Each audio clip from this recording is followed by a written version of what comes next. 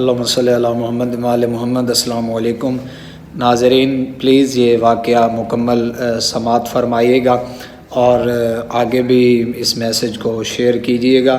اور ان واقعات سے جو ائمہ طاہرین کے رسول خدا کے جو سنتے ہیں تو پلیز ان پہ ہمیں عمل کرنے کی بھی کوشش کرنی چاہیے، اور جتنا ہو سکے میرا یہ جو پیج پیغام نقوی اس کو لائک کریں، اور یوٹیوب چینل ہے پیغام نقوی کے نیم سے اسے سبسکرائب کریں۔ تو واقعہ یہ ہے کہ شام سے ایک شخص مدینہ میں تشریف لے کر آیا، تو اس کی ایک شخص پر نگاہ پڑی تو اس نے پوچھا کہ یہ کون ہے؟ تو قریبیوں نے بتایا کہ یہ حسین ابن علی ہے، علی کا بیٹا ہے۔ اس نے جیسے ہی مولا کو دیکھا تو اسے ماحول کچھ ایسے، وہ ماحول میں بیٹھتا تھا،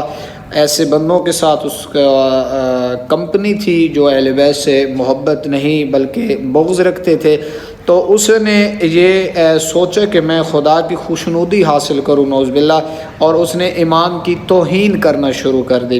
اس نے بڑے نازیبا کلمات سے امام کو خطاب کیا، تو امام حسین علیہ السلام نے اس پہ کوئی غصہ نہیں کیا، امام نے اس پہ کوئی ناراضگی نہیں کی، اور امام نے انتہائی اسے پیار کے ساتھ اور محبت کے ساتھ اس کی طرف مخاطب ہوئے اور کہا کہ آپ کیا شام سے آئے ہیں؟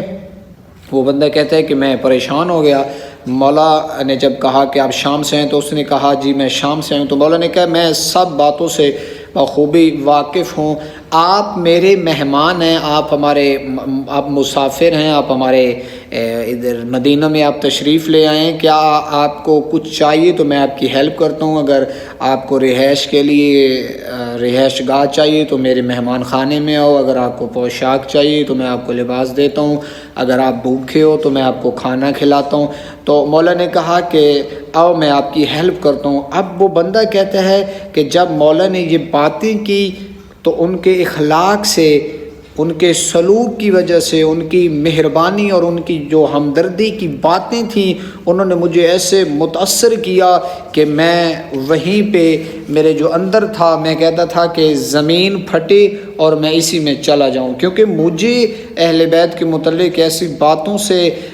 گائیڈ کیا گیا تھا۔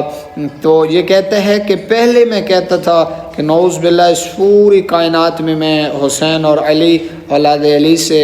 بغض رکھنا اپنے لیے عبادت سمجھتا تھا، لیکن جب مجھے اخلاق کا اور ان کی شان و شوکت کا پتہ چلا تو محبت کی گفتگو نے، امام کی محبت کی گفتگو